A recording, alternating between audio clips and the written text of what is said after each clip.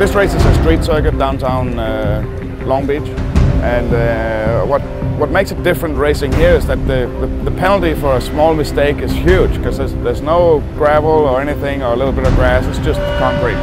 So you make a small mistake, big penalty. Coming off 12 hours of Sebring, totally different philosophy here, 2-hour race. Basically this is a slugfest. You know, the other endurance races you try to stay out of trouble, don't force the issue, make it to the end with a clean car and you can finish on the podium. Here you need to push and shove and grind, and it's a whole different ball game. This circuit provides a great opportunity for a million different things to go wrong. It's narrow, it's fast, and it's lined with concrete. And we've got about 35 cars going to try and find their way around it as quickly as they can. Qualifying was pretty good, I have to say. We didn't get pole, which was the aim for this session, but no, we were P2, 400ths of a second behind the BMW. Yeah, qualifying was difficult in the end. Unfortunately, we took a little bit different strategy and ended up that the Ford car had the better strategy than us, and so we qualified quite a bit away from them. I think 1.7 seconds off of Jan's time. Right now we just got to make sure both cars are put together right and race as hard as we can for 2 hours.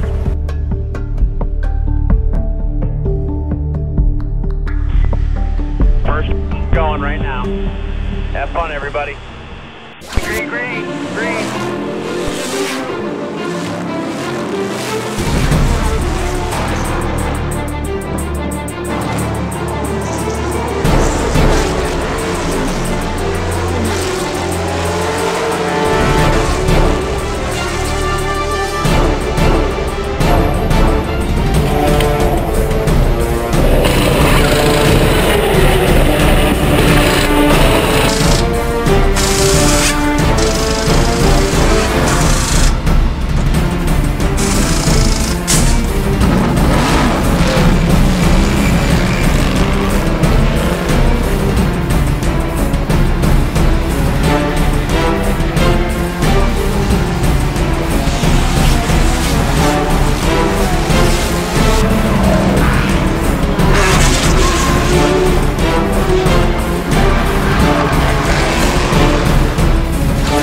Yeah, the race today was crazy.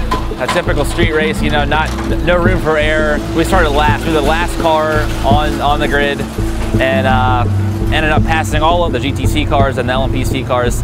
And then luckily we got a yellow flag right when we needed it. But here we go, a brand new race for us. And from there on, it was just, you know, typical street fight, you know, bumping and banging and stuff like that. And I had fun. You know, the car held in great. I touched the wall a couple times, you know, made some contact and held on strong, and handed it off to Olivier, who did a great job to kind of just keep the car under him at the end there and take it home.